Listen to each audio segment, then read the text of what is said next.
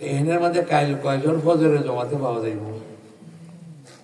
একটা যদি পরীক্ষা লই আমরা, যে ফজরের নামাজ সারা বছর যারা অর্থ মতো পড়ছেন তারা কয়জন আছেন, তাও কম মানুষ মিলব। সারা বছরে ফজরের নামাজ কাজা হয়েছে না, কি কন সবারই পাওয়া যাবো না? খুব কম, শতকরা 10 জন পাওয়া মুশকিল। তাও হয়েছে না, এটা তৃতীয় ক্লাস, এটা কোনো ডিভিশন নাই। দ্বিতীয়টা হইল ফজরের নামাজ জমাতের সাথে কে পড়ছেন সারা বছর, একদিনও ছুটে নাই, এটা হলো 2 নম্বর। এটা হইতো না। আল্লাহ কইছে যত্ন সহকারে নামাজ পড়ো। এটা হইল যে নামাজের শুরুর থেকে আর ইমাম সাহেব শুরু করার আগে হাজির। এইভাবে যদি 40 দিন 200 ওয়াক্ত নামাজ পড়ে, আল্লাহ পাক করে ইমানদারের খাতায় তার নাম লিখে। সুবহানাল্লাহ। এখন এনে আছেন কয়জন? এত গায়ে দেখান দিই এমন হয় মাশাআল্লাহ আমি অনেক শিক্ষিত, অনেক দামি জ্ঞানী গুণী, অনেক পদের মালিক। হ্যাঁ তো মনে করে এটা আমি রাজার মেয়ে বিয়া করবো, হ্যাঁ কইলেই না রাজি হল না তারা।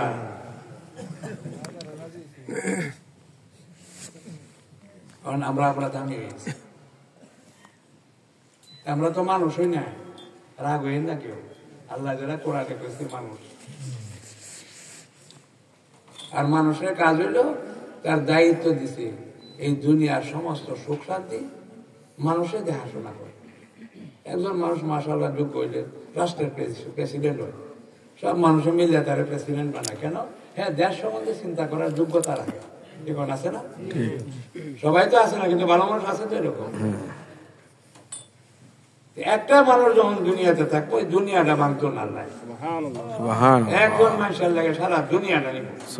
আজকে বাস চলে না, ট্রেন চলে না, যদি উপযুক্ত যাত্রী না হয় কয়েকদিন পরে বন্ধ হয়ে যায় রাস্তা। কি করবো?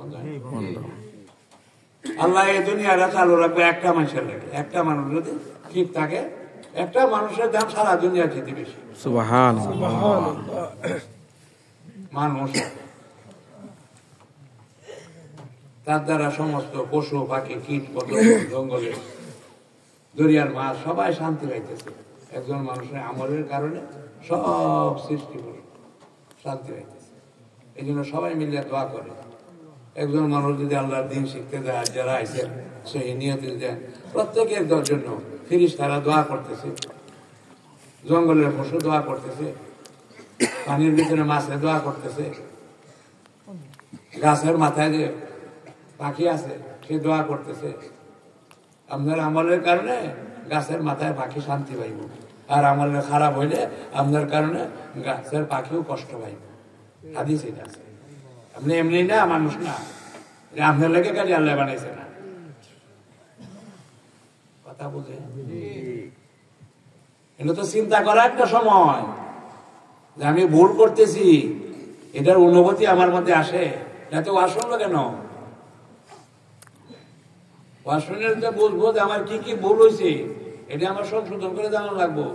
কানতে কানতে পেরেশান হয়ে যাইব, আল্লাহ যদি আমার মাফ না করে তো কি অবস্থা হইব। এটা চোখের পানি ভালাইবার জায়গা। এটা চোখের পানি ভালাই তৈব।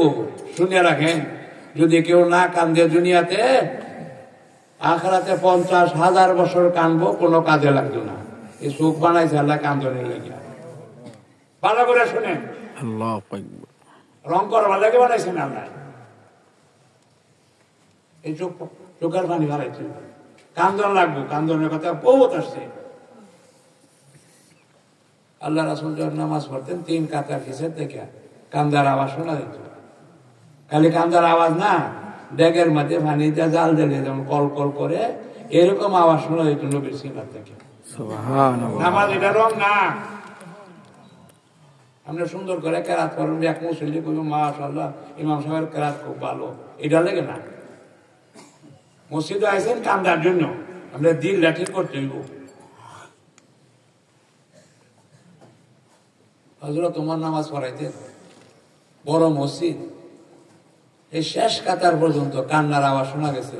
কান্দা মানে কান্দা না, এসকিদা কান্দে আমরা দেশি ভাষায় কয়, কান্দনে থামানি যায় না। এখন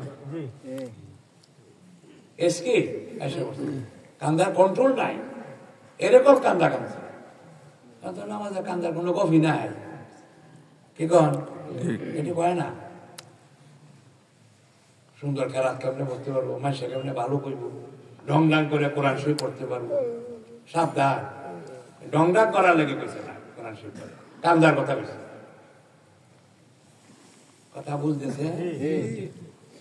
এই যে আমরা ফাঁকরি দিই, ফাঁকরি দিলেও হিসাব আছে। একটা ছাত্ররা হাফিজ বানাইলেন, হ্যাঁ আমল করলো কি, তার দ্বারা কতগুলো লোক হিদায়াত পাইল। আলিমের উদ্দেশ্য কি? আলিম কারে কয়?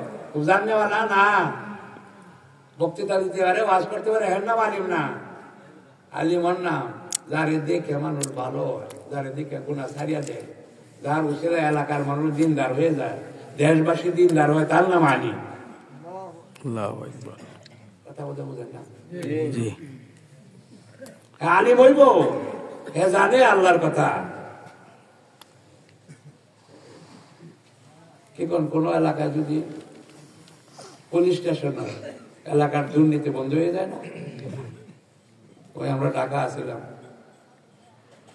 এখানে বলতেছে তার আত্মীয় একজন পুলিশে চাকরি করে, তুমি এই দিক দিয়ে আইসো আমার সাথে মাঝে মাঝে আমাদের বাড়িতে, কারণ এখানে নারিকেল গাছে আমরা রাখতে পারি না চোরের কারণে, সব নারিকেল চোরে নিয়ে যায়। এবারে হ্যাঁ আত্মীয়রা তারা কইছে আসা যাওয়া করার লেগে চুরি বন্ধ হয়ে গেছে। কথা বোঝেন না? পুলিশের কারণে, তার ডরে যদি প্রশাসনের কারণে চুরি ডাকাতি দুর্নীতি বন্ধ হইতে পারে, একজন আলিমের কারণে আযাব গজব বন্ধ হয়ে আল্লাহর রহমত নাযিল হইতে পারে। কিতাব পড়লে হইতো না, ওয়াজ করলে হইতো না, ওয়াজের মধ্যে পাওয়ার তেমন লাগবে। আজকে ওয়াজ যে হাসর, যে কেউ বক্তা হয়ে গেছে, মৌলবী হয়েই ওয়াজ শুরু করছে, মৌলবী হয়ে পড়ানো শুরু করছে, সাবধান। এই বইয়ের তর্জমা করে মৌলবী হওয়া যেত না। হাদিসটা কেন কইছে, কোন অবস্থায় কইছে, কি উদ্দেশ্য কইছে, তার কি ফলাফল হয়েছে, এই সব কিছু জান না পরে হাদিসের কথা বলে। আর কোনো গফি নাই, চিন্তা ফিকিরের কোনো গফ নাই। আল্লাহ তো না আনছে চিন্তা ফিকির করিয়া একটা সঠিক সিদ্ধান্ত হওয়ার লাগে, চোখের পানি ফেলে আল্লাহর কাছে কান্দার জন্য, যে আল্লাহ আমার কোনো উপায় নাই। নবী বলছে যে কেউ মাপ পাইব না কাল হাসরের দিন আল্লাহর রহমত ছাড়া। একজন জিজ্ঞাসা করে, হুজুর আপনার কি হইব? বলে আমার মাপ হইতো না আল্লাহর যদি রহমত না হয়। সব নবীরা বয়ে পেরেশান, কেউ মুখ খুলবো না, সব নবীরা নিয়ে বয়ে যাইব, নাফসে নাফসে করবো, আল্লাহ আমারে বাঁচা, আমার কেউ ভাইব। নবীরা এই অবস্থায় যারা জীবনে গুনাহ করে নাই কোনোদিন। শেষ নবীর কাছে যাইবো, আমরা লেগে সুপারিশ করেন, কারণ আমি এখন সুপারিশ করতে পারবো না, সিজদায় ভরে যাইব, সিজদায় ভরে কাঁদতে কাঁদতে কত হাজার বছর যাইবো আল্লাহ জানে। কথা বলতে বুঝেন না? পরে আল্লাহ কইবে যে মাথা উঠাও, তুমি কি চাইবা, আমি যা চাইবা তাই দেন। সুবহানাল্লাহ। আল্লাহ রাসূল বলেন যে আমার একজন উম্মত দুজকে থাকলে আমি রাজি হইব না, আল্লাহ কইছে আবার রাজি করে দিব। আল্লাহু আকবার। এটা তো আল্লাহর সাথে কারবার করার কথা, এটা ডংডাং করার কথা না। আজকে আরম্ভ হয়ে গেছে ওয়াজ মাহফিল, কার শক্তি কত বেশি, কার আওয়াজ কত বেশি, কার দাপট কত বেশি, এটা ওয়াজের মধ্যে চলে। আল্লাহ হেফাজত করুন। আমরা কথা কইতে কষ্ট, আল্লাহ পাক রহম করেন। আমরা সবাই আসছি দুই ফোঁটা চোখের পানি ফালাইয়া আল্লাহর কাছে মাফ চাই। এতে এখন দেখা যেতে কয়েকশো লোক